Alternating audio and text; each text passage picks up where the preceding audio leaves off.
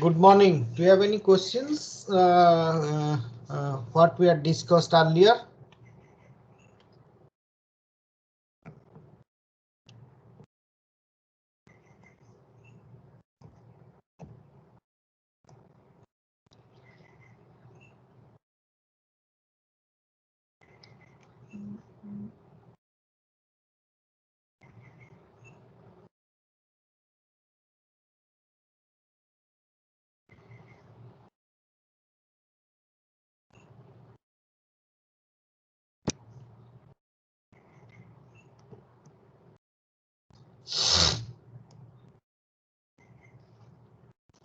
Am I audible?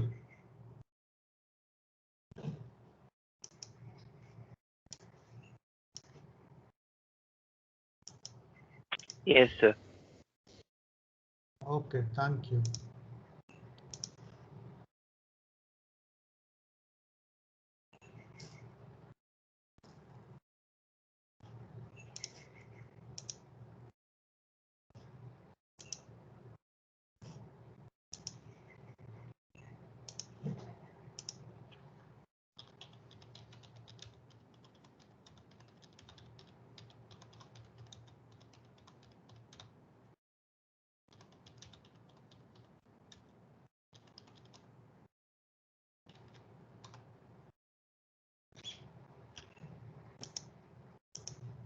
Please tell your friends to join the meeting which I have started, or they can join the meeting. The link I have posted in the uh, class.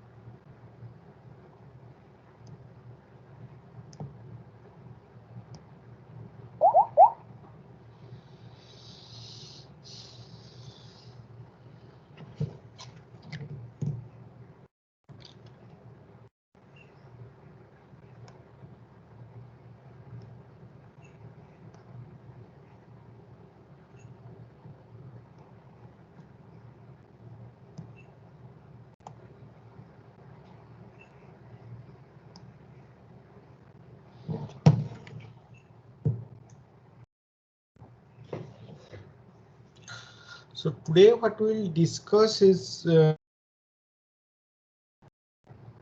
how do we measure poverty? So what do we mean by poverty? And how do we measure poverty? That is what we'll discuss today. So in the context of measuring poverty, basically there are two broad issues to be addressed. One is what we call is to identify who is poor, and once you identify who is poor, the second issue is to aggregate those poor so that we'll get an aggregate figure for the country or the economy. So the second issue with respect to measurement of poverty is what we call is how do you aggregate them, aggregating the poor. So we'll discuss first how do you identify who is poor, or the identifying the poor.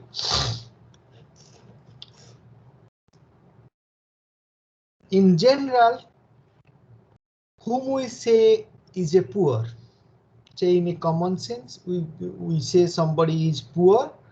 Here, when you are saying somebody is poor, we are referring with respect to the economic conditions of the individual. Like in the case of multidimensional poverty index, which we had discussed when we had discussed human development, then we looked at the three basic dimensions of human life, in which whether there is deprivations or not for the individual. That is how we identify the poor in the multidimensional framework. Here in this poverty measurement, we have only a single dimensions we are looking into, and that dimension is economic conditions. And for or in general, if we say who is poor, so as it has been mostly said, it is difficult to define who is poor. Uh,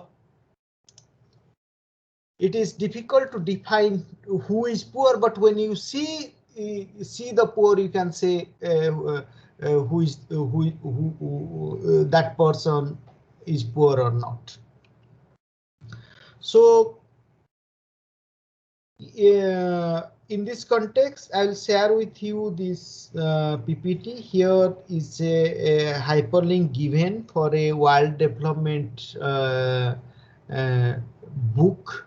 You go through it, and it will help you to understand different dimensions of poverty and other aspect also. So you are advised to read this World Bank document to understand what is poverty, as well as how we measure poverty. So coming to the questions of who is poor, as I say, if you look at the persons, then we know that the person is poor or not.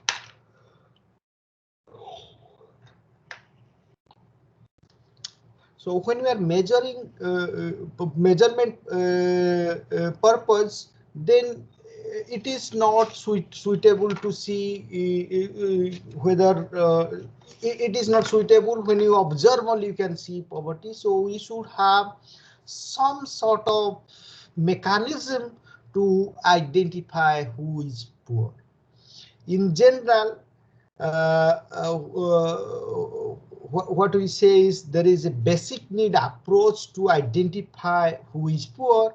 What this basic need approach suggests is that if any individual is not satisfying his basic or her basic needs, then that individual can be considered as poor.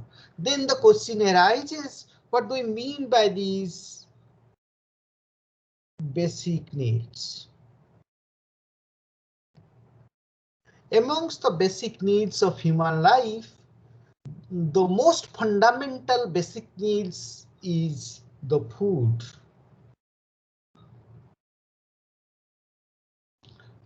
So therefore, if we can define something using food intake as one of our indicator to see whether the individual is is not satisfying his or her basic needs, then we can say that individual is poor. So how do we then the question arises, how do we measure this food? Because individuals consumes variety of foods which are not directly comparable. You cannot compare 1 kg of chicken with say 1 kg of potato sort of thing. So what we can do is we can take the nutritional value of the nutritional value of the food, and we can compare this nutritional value. And the basic nutritional value of the food is what we can say is the calorie intake, or the calorie content of the food is, we can say, the nutritional value. So now what we can say is, if some individuals or individual A is consuming a benchmark level of calorie intake, then we will say that individual is not poor. So we define this who is poor if this individual is not consuming calorie less than the benchmarking amount of calorie requirement for a healthy life. So in case of India, earlier we had the calorie benchmarking of 2100 kilocalories per persons per day, kilocalorie per persons per day. For the urban area was considered as the benchmarking, and then 2400 kilocalorie per persons per day was considered as the kilocalorie. As we will discuss later, these calorie norms or the calorie benchmarking has been revised in the latest approach to measure poverty in case of India by the Regression committee. They reduced the calorie norm to 2090 kilocalorie per persons per day in the urban area, and around 2155 kilocalories per persons per day for the urban area. Sorry, for the rural area. So this is for the urban area and this is for the rural area. In rural area, the calorie benchmarkings are considered to be higher than that of your urban area because of the what you can say is the lifestyle or the physical labor required in rural area is much more than that of your urban area, and therefore we reduce. So we have different calorie benchmarking for the rural and urban area. Further, these kilocalories per persons per day, which has been reduced from 2100 and 2400 to 2090 and 2155 kilocalories per persons per day, because over the time what we have observed is the calorie intake for India has been declining since 90s, 80s and onwards. What is known as a calorie consumption puzzle.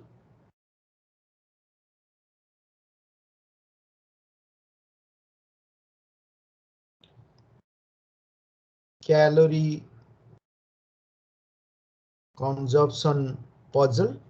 What it is means is, over the years, particularly since 1980s, what we have observed in India, our per capita income has been increasing. In fact, it has increased at a very rapid, at a rate which we didn't witness earlier. So we have a significant economic progress in terms of per capita GDP rise. However, the calorie consumption has declined. In general, what we see, and probably you might have discussed in your macroeconomics classes, that there is what we call is Keynesian psychological law of consumptions. As income increases, people tend to spend on respect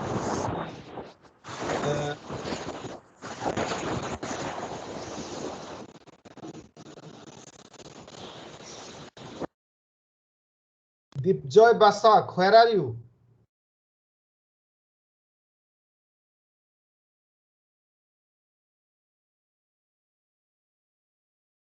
Dipjoy Basak, are you here? No. Okay. So the point I'm trying to make was even with rising income, our calorie consumption has not declined. There are various hypotheses being put forward and tested as well.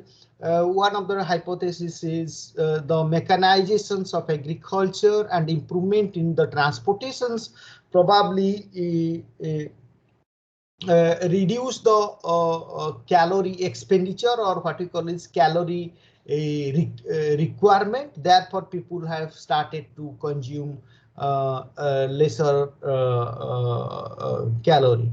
And the other explanations provided, though it is debatable, that calorie consumption has declined because of what you say is the consumptions diversifications of individuals. Now people are moving to not from the calorie rich food to protein and fat rich foods and so forth. So there are various explanations provided to explain that calorie consumption's puzzle. And one of the explanations which is mostly accepted is the improvement in the transportations and mechanization of agriculture has reduced the calorie requirement for Indians, and therefore they have started consuming less of the calorie. Because of that, we have witnessed the calorie decline over the years for India. We now revise the calorie benchmarking for India, and then we come up with the calorie benchmarking through the Rangarajan committee. We'll discuss the different working groups or the committees which have formed constituted by India, government of India to measure poverty in India. We'll have a brief discussion on that in a later stage. But now, for the time being, let us concentrate on how do we measure this poverty. Okay, so once we have this calorie benchmarking, then we can identify who is poor. But what happens is we do not have the calories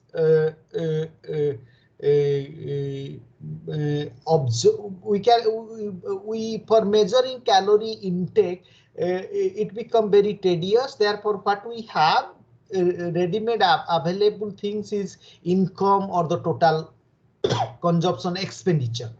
So we need to convert this what you call is calorie benchmarking to monetary terms. Basically, there are two ways one can do it. One is what you call is the regression based ways.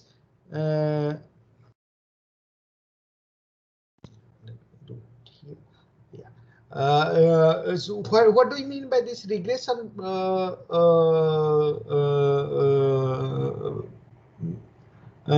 based thing is you have calorie intake, you regress it with say calorie intake for ith individuals, you regress with what you call is the income, and may you have other variables, then you have this error term. So you will get some income of the ith individual as well.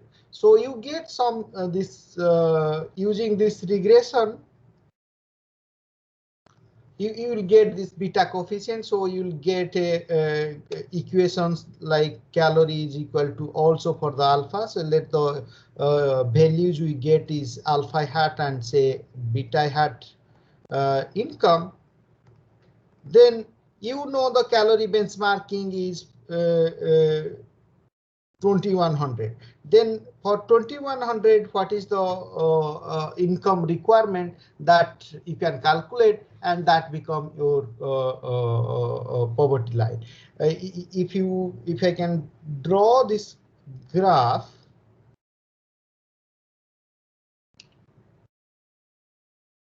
so you take, let's say, calorie here, and you have income here.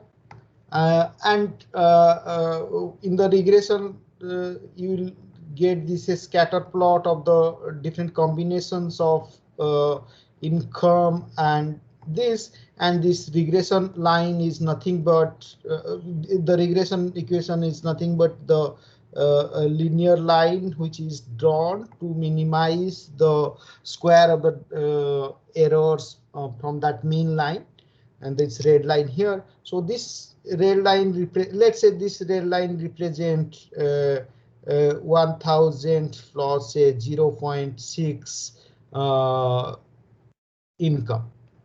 Okay, so now, so this is your 1000, that is alpha hat. Now the slope of this line you are saying is 0.6.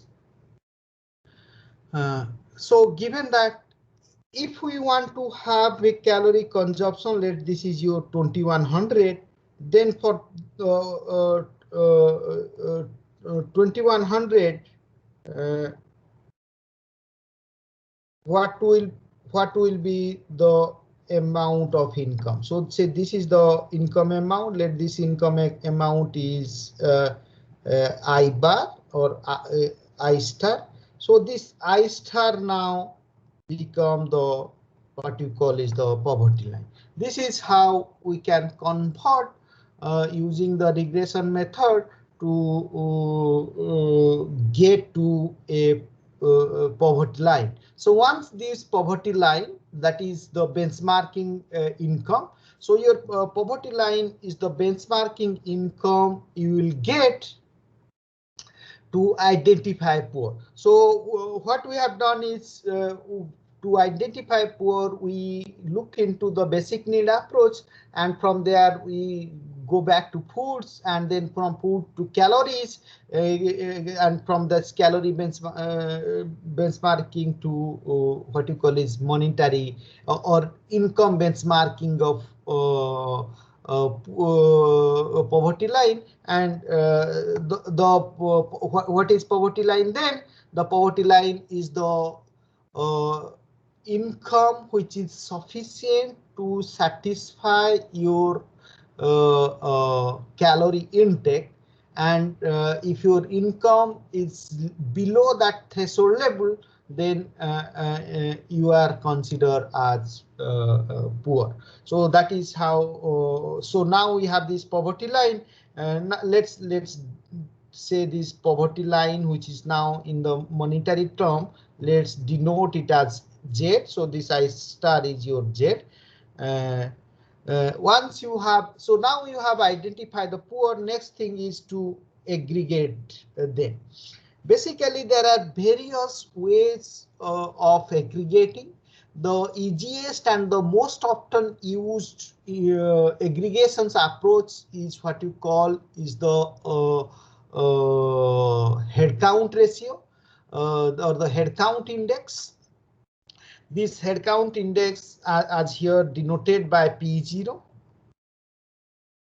is equal to the number of poor, that is NP, divided by the total number of populations N. And this is, we can write as also, we can write it as 1 by N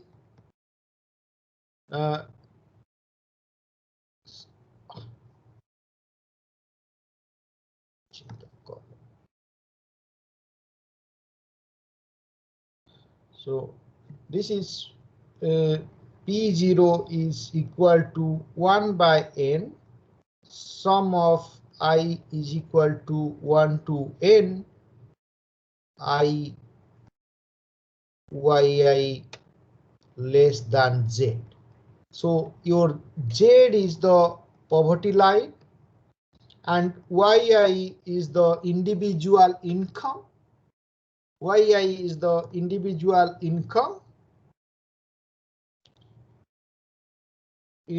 or the expenditure of the ith individual, and this I in the bracket yi less than z is known as the identity functions, and these identity functions, the bracketed term is true, or else it is 0 otherwise. So when you are summing it over so it how many ones you will get? You will get the NP numbers of ones, because only for the NP numbers of individual the identity functions will be true. Otherwise, they will be not true, or therefore what you see is the head count ratio. So this head count ratio is one of the easiest and the most used as well as most easy to comprehend. So when you are saying say your P0 is equal to 0.25, then what you are saying is in effect you are saying 25% of your populations are poor. Similarly, if you are saying P0 is equal to 0.5, then you are saying 50% of your populations are poor, or 50% of your populations have income less than the poverty line. However, this head count ratio does not take into account the intensity of poverty as well as it is insensitive to the difference in the depth of the poverty. What I mean by this, say if you have say if you can put each individual in your society in the real number lines, say you have incomes. So this is your income line. You can think of this is as a real number line, and let's say you have so there are some for each point on the line there are some individuals are there. Let's say you have the income when this is your poverty line. So what you're saying is, say if some individual is very close to the very close to your poverty line here, this individual is poor, as well as another individual, say this individual A here is poor, similarly another individual B is poor. But as you can see, if your Z is 100, 1000, then an individual having income 999 is considered to be poor. Another individual having income 10 also considered to be poor, and they are equally treated. So what you see is the head count ratio does not take into account or what you call is the intensity of poor, and also insensitive to the difference in the depth of the poor. So if there is any money transfer, let's say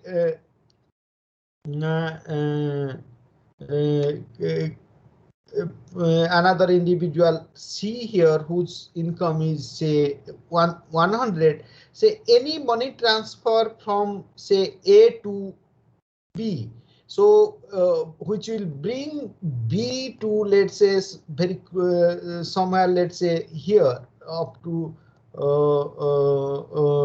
say here B can move because of a money transfer from A to B to say B prime, which is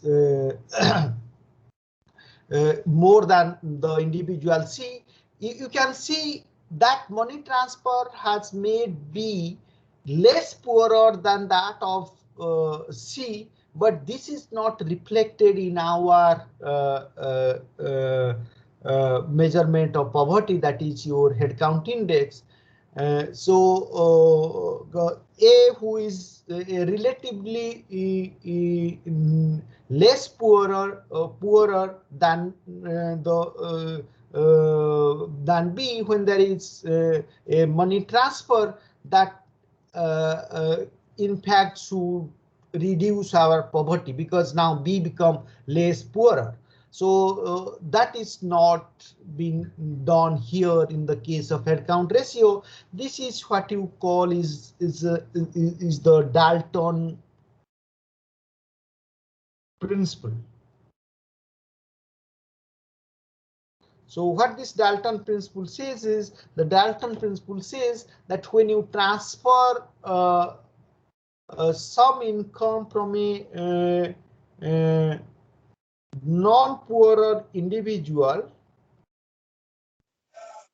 to a poorer individual, then your measurement of poverty should decline. Or if you are transferring money from a non-rich individual,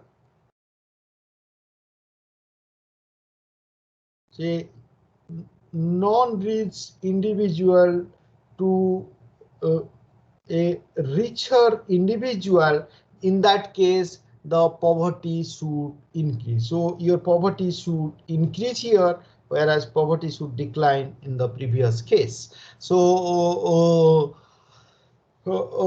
this is basically the Dalton principle, and we see that headcount index is not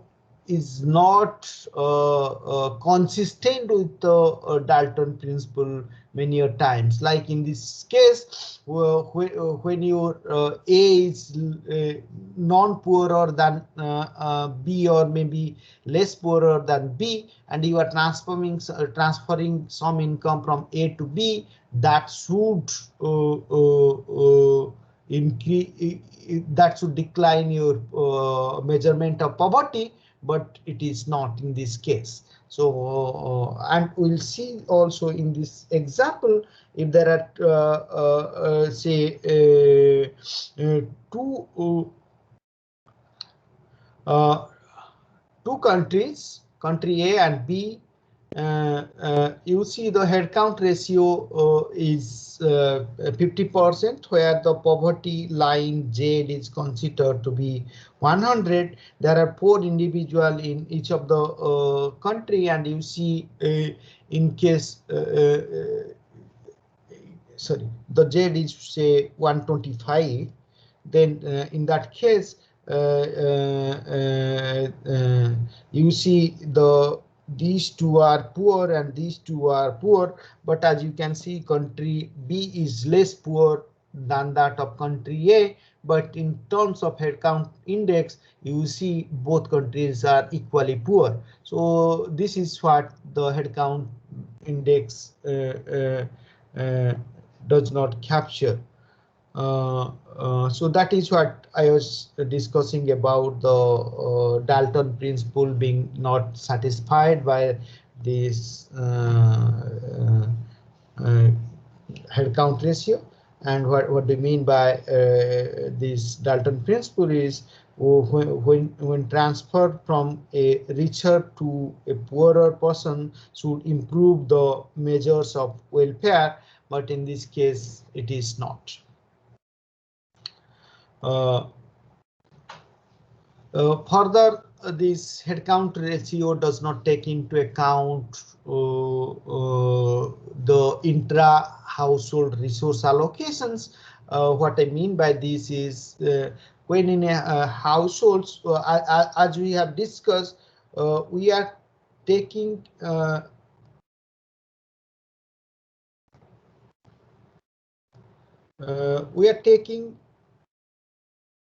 calorie intake from where we derive our poverty line, then we identify the poor or non-poor. Okay, but you see, particularly in India,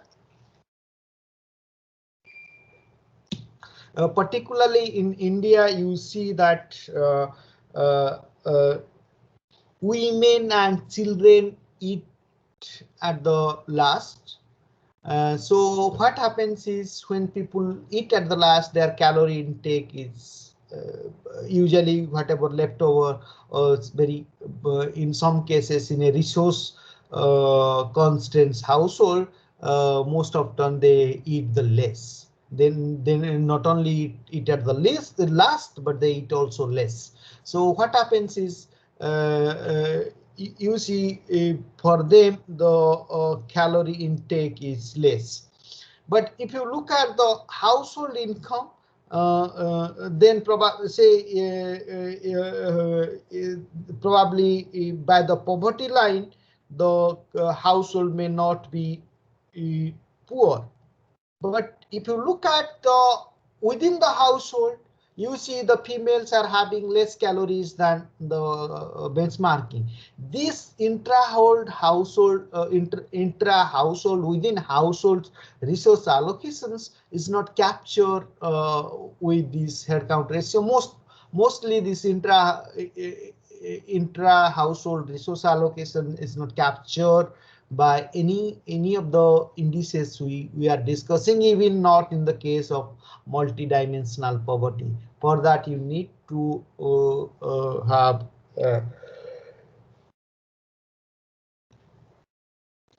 a specific uh, uh, index to measure poverty. Similarly, let's say one household which is poor by which is poor, but you see in that households the males are consuming more than that of the calorie benchmarking. So by that definitions, the males should, because we are taking calorie as one of our base indicator from which we are identifying poor. In that case, those individual in the household should not be considered as poor because their calorie intake is more than the benchmarking norm. So what you see is the head count index does not take into account your intra household income distributions. Then we have what you call is the poverty gap index.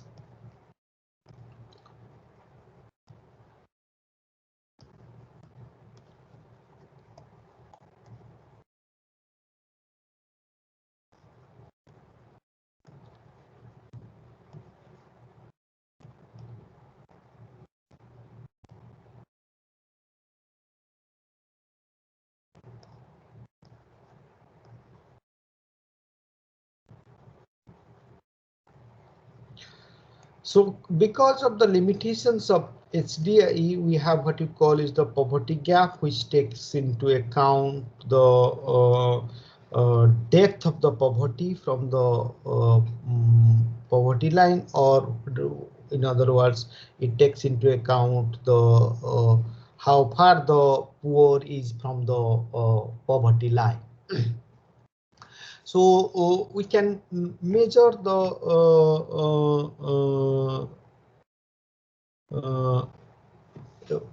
poverty gap, which usually denoted as P1, and your P1 is equal to sum of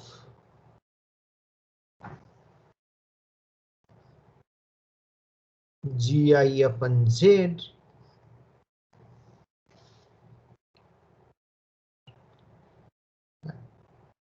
1 upon n of gi upon z I yi minus z. So this part, as I said, is your that identity functions. So where gi is the zi minus, oh, not zi, but only z, the poverty line minus the yi. So how much 1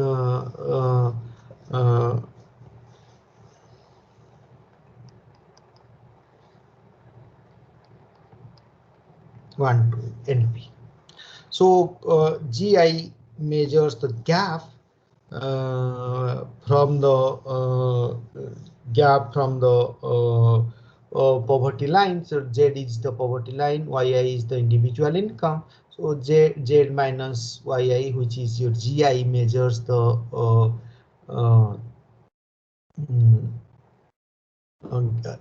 depth of the poverty, and you are summing it over the all poors. So that gives you the poverty line. Or even if you sum it over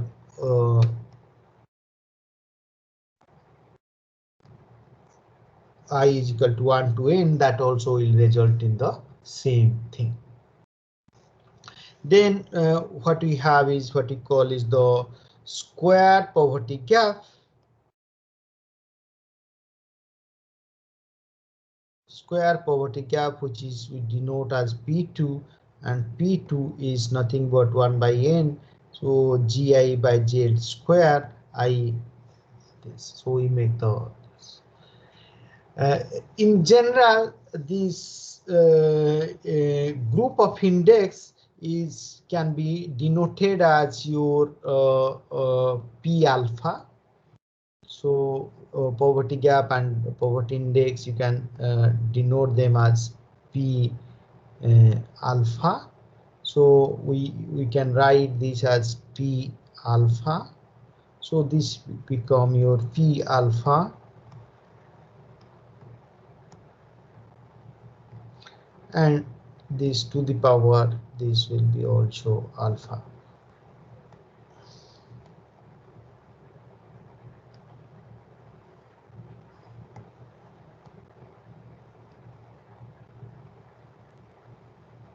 Alpha. So this P alpha is known as the family of for different values of alpha.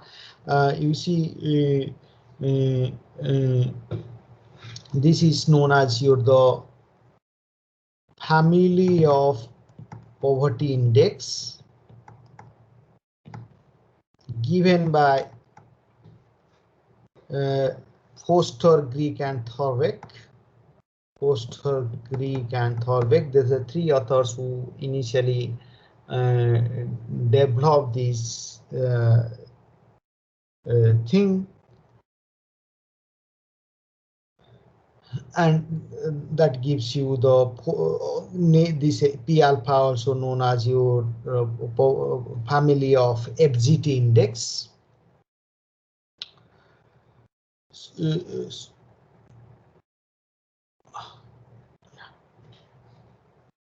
So in case of P alpha, when alpha is equal to 0, then P alpha is equal to your P0, which is nothing but your head count ratio.